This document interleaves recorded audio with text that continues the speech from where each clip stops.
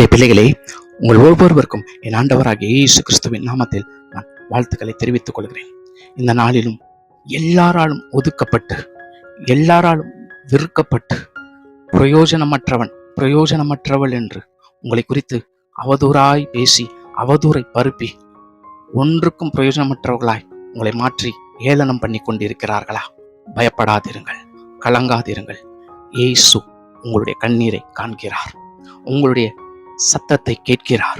அவரிடத்திலே நீங்கள் உங்களுடைய அங்கலாய்ப்பை தெரிவித்திருக்கிறீர்கள் அல்லவா?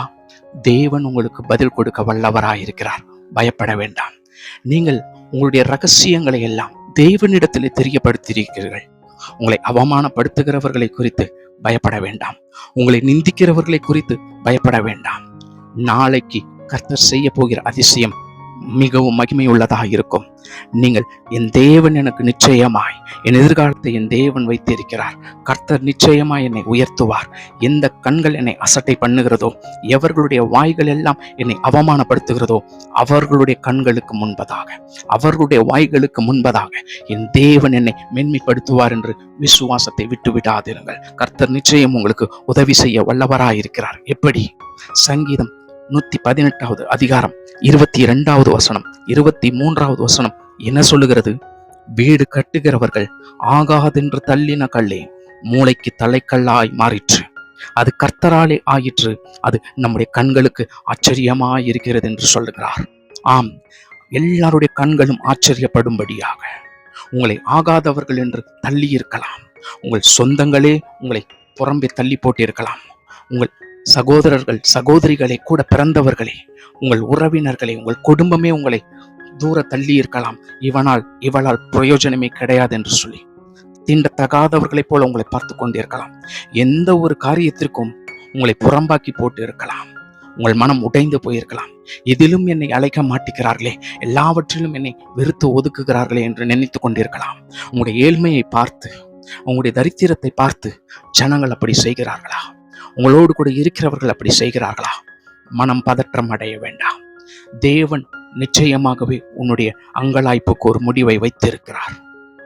உன்னுடைய நம்பிக்கை வீண் போகாதபடிக்கு அதை செய்ய போகிறார். எல்லாருடைய கண்களும் ஆச்சரியப்படும்படி அதை செய்ய போகிறார்.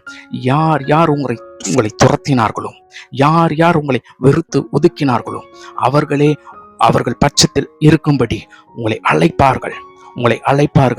கர்த்தரால் அது ஆகும்.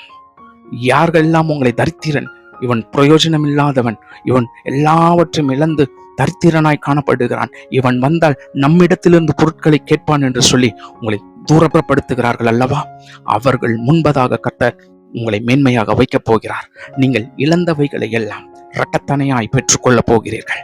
ஒருவேளை சொல்லலாம், நான் எல்லாவற்றையும் தவறான வழியிலே செலவழித்து விட்டேன், பாவம் செய்து விட்டேன், ஆனால் இப்பொழுது வருந்துகிறேன் என்று நீங்கள் மனம் கலங்கி கொண்டிருக்கலாம். நீங்கள் வருந்துகிறீர்கள் அல்லவா? அந்த வருத்தமே உங்களுடைய பாவத்தில் இருந்து தேவன் விடுதலையாக்கி விட்டார் என்று பொருள். நீங்கள் பாவத்திலே எல்லாவற்றையும் இழந்திருக்கலாம். கெட்ட குமாரனின் கதையை நீங்கள் நினைவு கூறுங்கள். எல்லா ஆஸ்திகளையும் துன்மார்க்கமாய் செலவழித்து போட்டாலும் அவன் தன் வீட்டிற்கு தன் தகப்பனை பார்க்க மீண்டும் வரும் பொழுது அவன் நினைத்தான், என்னை வேலைக்காரனாக வைப்பார்களா அல்லது துரத்துவார்களா என்று சொல்லி. ஆனால் அவனுடைய தந்தையோ ஓடி அணைத்து கொண்டு முத்தமிட்டு அவனுக்கு மீண்டும் அவனுடைய வாழ்க்கையை கொடுத்து நிலைநாட்டினது போல துன்மார்க்கமாக எல்லாவற்றையும் இழந்திருக்கலாம். மனம் திரும்பின உனக்கு கர்த்தர் மீண்டும் ஆகாது என்று தள்ளின கல்லை மீண்டும் மூளைக்கு தலைக்கல்லாக உயர்த்த போகிறார். என் கர்த்தர் உன்னுடைய வாழ்க்கையிலே அதிசயத்தை செய்ய போகிறார். பயப்படாதே. இது தேவனுடைய வார்த்தை. உன் வாழ்க்கையிலே, என் வாழ்க்கையிலே நிச்சயமாய் அது நிறைவேறும். கர்த்தருடைய வார்த்தை ஒருபோதும் வீண் போகாது. God bless you.